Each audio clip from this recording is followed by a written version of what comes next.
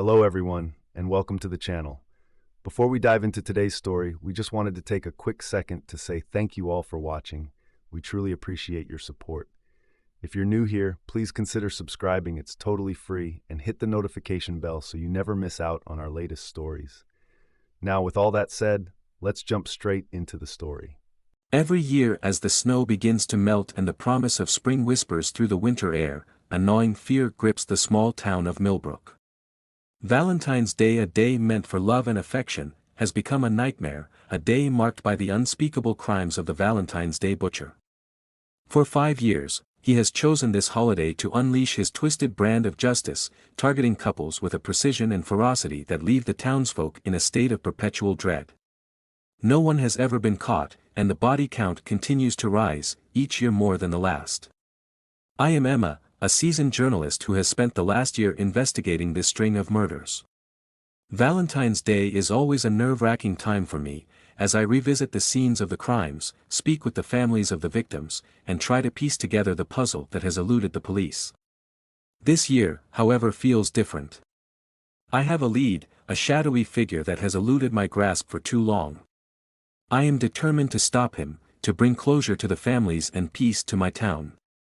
The first year, it was almost dismissed as a tragic coincidence. 8 couples, all young and in love, were found dead on the morning of February 15th. Each couple was discovered in a different part of town, their bodies arranged in unsettling tableaus. The killer had left a single rose with each pair, a grim symbol of his disdain for their love. The police were baffled, and the townspeople were left to mourn in silence. By the second year, the panic had set in. The killer, now dubbed the Valentine's Day Butcher, struck again, this time taking 10 lives. The method was the same, but the brutality had escalated. The bodies were mutilated, their faces unrecognizable. The roses were still there, but this time, they were black, a sinister touch that sent shockwaves through the community. I began to notice a pattern. Each year, the killer chose couples who were publicly affectionate, those who displayed their love in a way that seemed to mock the town's growing fear. They were often seen holding hands, sharing kisses, and whispering sweet nothings in public. The butcher seemed to be targeting the very essence of love, turning it into a weapon of terror. I arrived in Millbrook on February 12, 3 days before the next Valentine's Day. The town was on edge, and the air was thick with unease. I met with the local police chief, a weary man named Jake Thompson, who had been on the case since the beginning. He shared with me the details of the murders, the meticulous notes he had taken, and the frustrating lack of leads. "We've tried everything," Chief Thompson said, his voice heavy with defeat. "Surveillance cameras, stakeouts, even public appeals for information. Nothing. It's like he disappears into thin air." I nodded, my mind racing with theories. What about the victims? Any commonalities besides their love? Chief Thompson handed me a file. "Take a look. And you tell me what you think." I spent the next 2 days poring over the details. The victims were from all walks of life, students, young professionals, even a pair of retired teachers. The only constant was their love. I visited the crime scenes, interviewing neighbors and friends, trying to find a thread that could lead me to the butcher. On the night of February 14th, I felt a sense of foreboding. The town was eerily quiet, the streets empty except for a few brave souls who dared to venture out. I decided to take a walk, hoping that the cold air might clear my mind. As I strolled through the park, I noticed a figure in the shadows, watching me.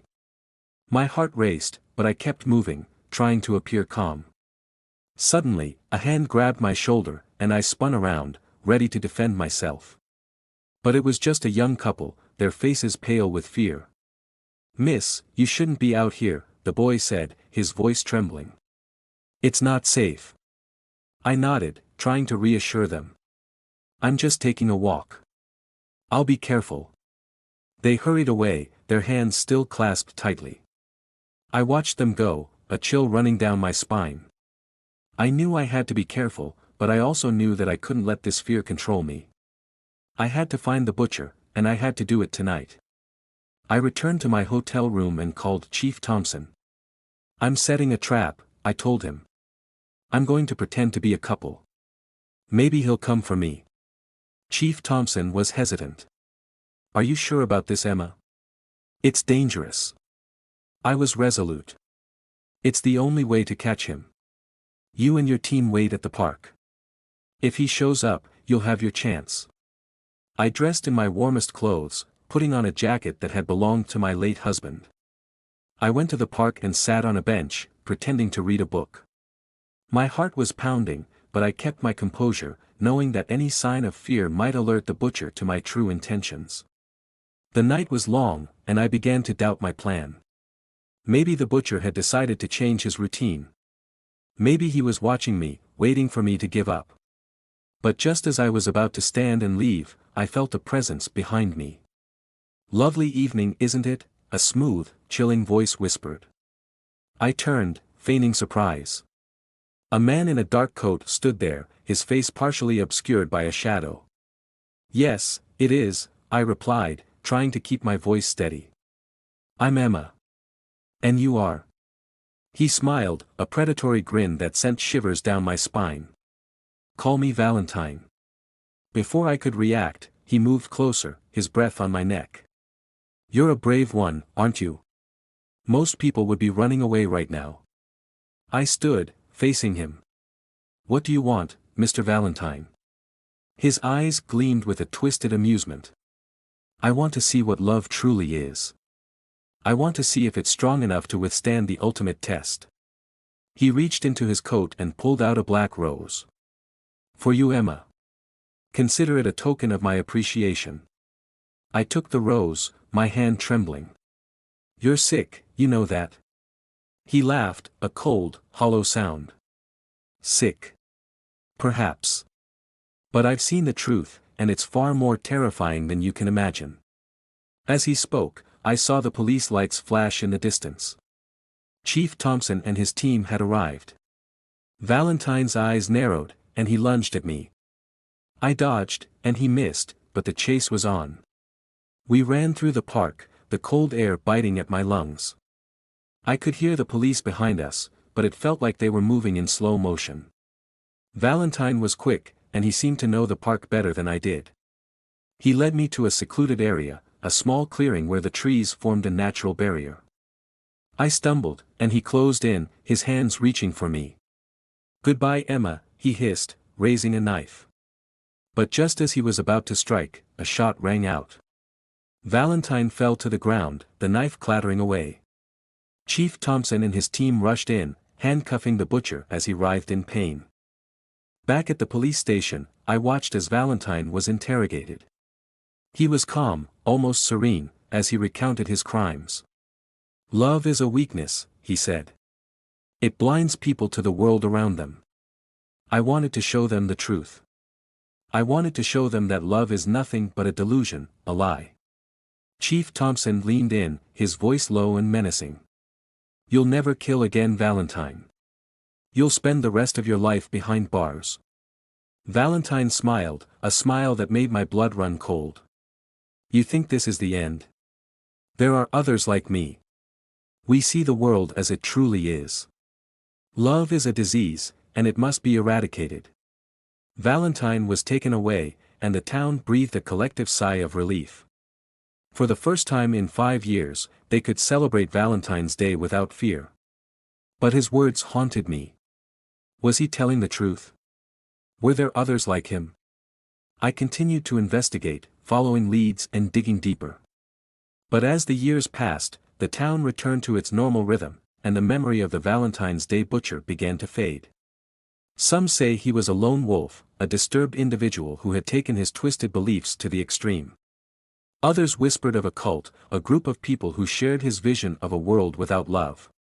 5 years after the arrest, I decided to visit Valentine in prison. He had been sentenced to life without parole, but I needed to know. I needed to understand.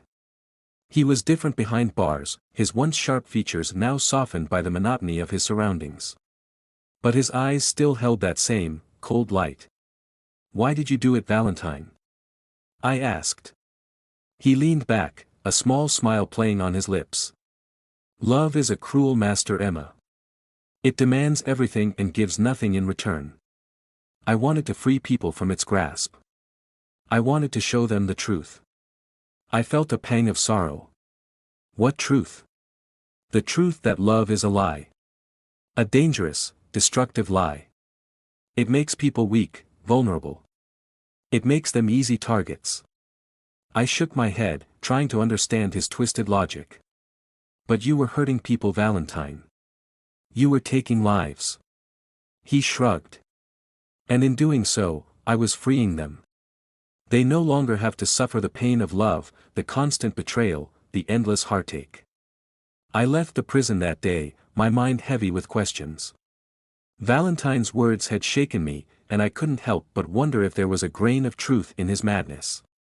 But I also knew that love, for all its flaws, was a force that brought light into the world, that healed wounds and bridged divides.